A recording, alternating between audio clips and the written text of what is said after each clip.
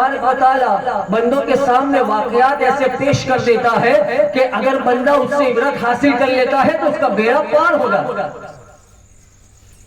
लेकिन बंदा अगर गफलत का शिकार रहा, बंदा कब्रिस्तान में गया, जनाजे में है, जनाजे को कांधा दे रहा है, इधर कांधा दे के चल रहा है, और जैसे ही कांधा छोड़ा पीछे विमल और तंबाकू खाकर पिचकारी मार रहा है और शादी की बातें कर रहा है। बंदा कब्रिस्तान गया, कुल तबारक के वक्त ये खड़ा हुआ, तब तक कब्रिस्तान में बैठकर गप्पे लड़ाता रहा। न जाने किसकी कब्र पर बैठा है, क्या मालूम 6 पुश्तों के बाद उसके दादा ही लगते हो और उन्हीं की कब्र पर बैठकर ये गप्पे लड़ाता हो। और फिर जब कुल तबारक की बारी आई, उठा और क्या मालूम पढ़ते आता भी है कि नहीं कि मिनहा खलकनाकुम व फीहा नुईदुकुम व मिनहा नुखरिजुकुम तारतन उखरा। इस तरीके से 3 ढेले पढ़ के डालिए, ये आता भी है कि नहीं। उठाने वाले ने कुल तबारक कहा, न जाने इसने क्या पढ़ा, और दे दिया, हो गए रस्मदा। क्या इसने इबरत हासिल की? क्या घर आकर उसका खाने को जी न चाहा कि आज नहीं खाना है, डर लगता है, इतना बुरा हो, लाओ मुझे तौबा करनी है, लाओ मेरी सारी जिंदगी की नमाजें कज़ा हो गई है, मुझे उन कज़ा नमाजों को अदा करना। कभी ये तौफीक मिली, कभी आंखों से आंसू निकले कि यार इस तरीके से मैं भी ढेरोमन मट्टी के नीचे दबा दिया जाऊंगा, मेरा सब कुछ यही का यही रह जाएगा। ये मेरे बच्चे जिनके लिए मैं रात दिन मेहनत करता हूँ, ये बहुत हुआ तो क्या करेंगे, मुझे एक जनाजे में कफन के साथ फूलों के साथ सजा के कब्र के हवाले कर देंगे, मेरा क्या बनेगा नीचे, अल्लाह को मैं क्या जवाब दूंगा। बंदा चाहे तो इबरत हासिल कर सकता, लेकिन अल्लाह तबारक व तआला हर एक को हिदायत नहीं अता फरमाता। याद रखें, अल्लाह जिन्हें नवाजता है, अल्लाह तबारक व तआला उन्हें वली कामिल बना देता है, अपना खास बंदा बना देता है, मोमिन कामिल बना देता है। हजरत इब्राहिम बिन अदहम का नाम सुना है आपने? बोले बड़े मशहूर बुजुर्ग है।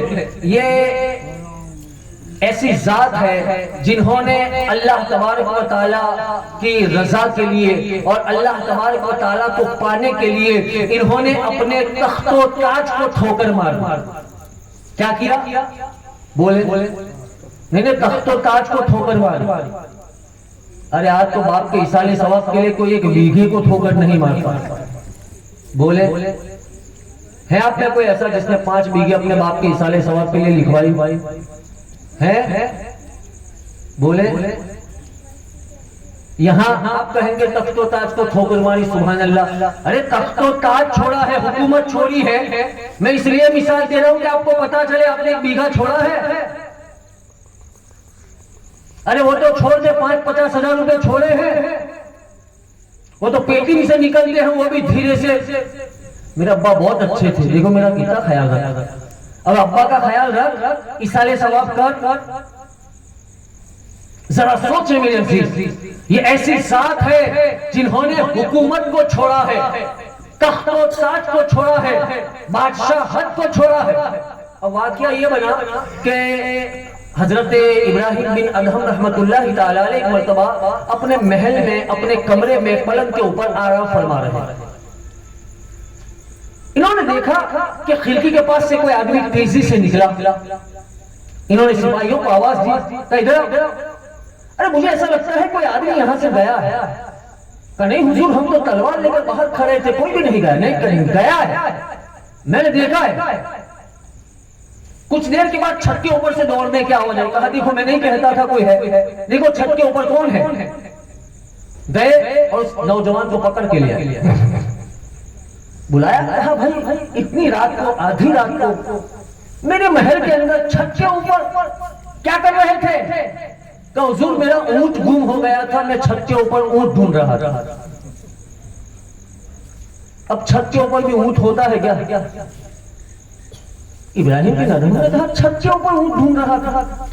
लोग जंगलों में ढूंढते हैं, खेतों में ढूंढते हैं, बाहर रोड पे ढूंढते हैं, तो मेरे महल के छत के ऊपर ऊंट ढूंढ रहा था। कहा ऊंट सच में ऊंट ढूंढा? क्या ऊपर ऊंट मिल भी सकता है? तुझे मिला? तो कहा जब छत से ऊपर ऊंट नहीं मिल सकता तो क्या तुझे बिस्तर में सोए सोए खुदा मिल जाएगा? बता खुदा मिला? आप एकदम से चौंक गए।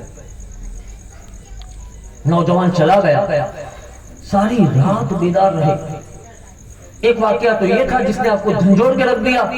दूसरा एक वाकया ये बना कि साहब इब्राहिम बिन अदहम रहमतुल्लाहि ताला अलैह अपने बिस्तर पर जब सोने जाते उससे पहले आपकी एक खास खादिमा थी। उस खादिमा का काम था कि आपके बिस्तर के ऊपर 100 मन गुलाब बिछाना। कितने? नहीं बोल के बता। 100 मन गुलाब।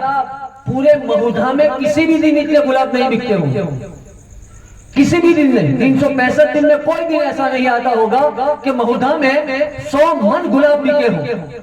इतने रोजाना गुलाब आपके बिस्तर के ऊपर सजाए जाते थे और इब्राहिम बिन अदहम उसके बाद उसके ऊपर सोया करते। एक दिन हुआ ये कि बेचारी खादिमा, इतने बड़े महल में काम करना होता है तो थकी तो यूं ही होती है और गुलाब बिछा रही थी। तो बिछाते बिछाते उसके जहन में यह ख्याल आया कि इब्राहिम बिन अदहम को कितना मजा आता होगा। 100 मन गुलाब के ऊपर बिल्कुल सोना कितना अच्छा लगता होगा। लाओ जरा मैं आज ट्राई कर लेती हूँ कैसा लगता है। आज मैं थोड़ा ट्राई कर लेती हूँ।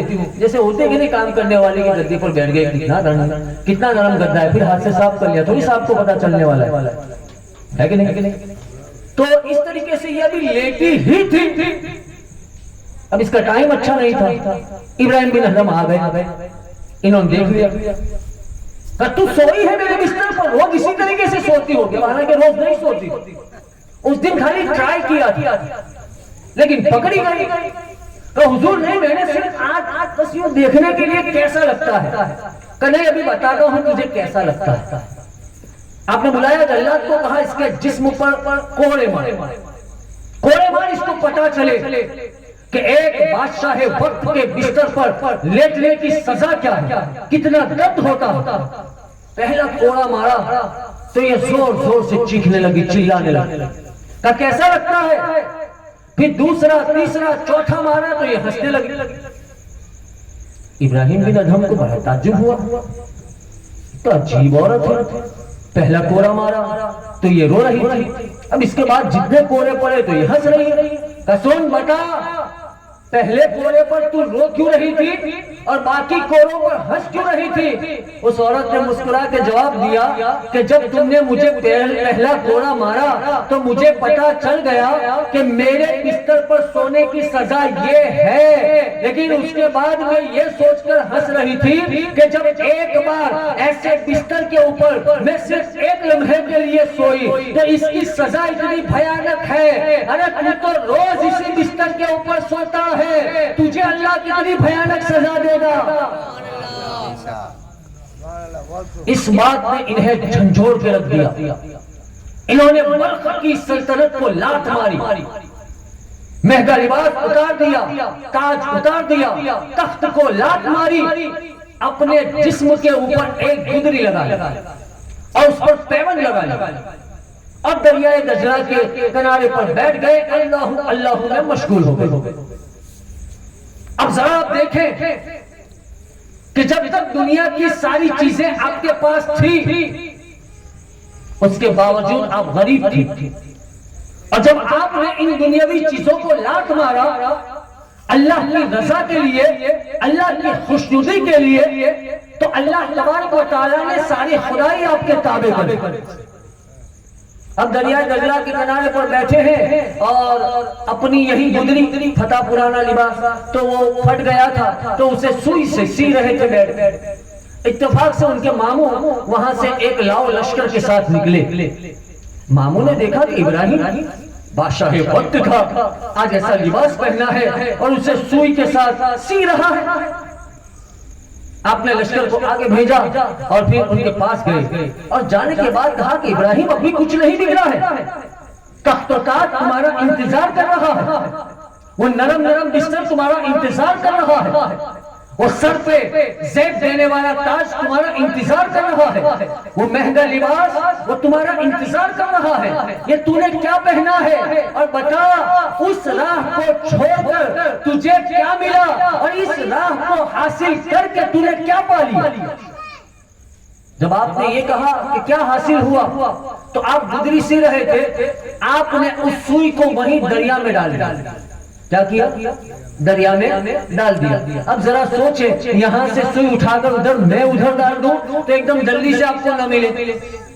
अब दरिया इतना बड़ा, इतने सारे इसमें मछलियां वगैरह हैं, इतने सारे जानवर हैं, और दरिया का बहता हुआ पानी न जाने एक पल में वो सुई कहां से कहां चली जाए। आपने डाल दिया। कहा मामू देखा आपने, मैंने सुई डाल दी। कहा साहब आपने पूछा था कि मैंने क्या पाया? कहा हाँ बताओ। आप समंदर से मुखातिब हुए और कहा ए मछलियों, मेरी सुई मुझे वापस करो। इतना कहना था कि समंदर की सारी मछलियां अपने मुंह के अंदर सोने की सुइयां लेकर बाहर आ गई। सोने की सुई लेकर बाहर आ गई। आपके मामू भी देख रहे थे, आप भी देख रहे थे, तो आपने फरमाया ए मछलियों, ये सोने की मुझे जरूरत नहीं है, इसे तो मैं पहले ही लात मार चुका हूँ। अरे मेरी जो सुई थी वो मुझे वापस करो। आपके मामू देखते हैं कि आन की आन में समंदर के अंदर से एक छोटी सी मछली अपना मुंह बाहर निकालती है, और उसके मुंह के अंदर इब्राहिम बिन अदहम की वो सुई थी जो आपने समंदर में डाली थी। आपने उस मछली के मुंह से उस सुई को लिया और अपने मामू से कहा कि मामू, तख्त और ताज को छोड़ने के बाद मैंने ये हासिल किया, मैंने ये हासिल किया है। मेरे अजीज याद रख,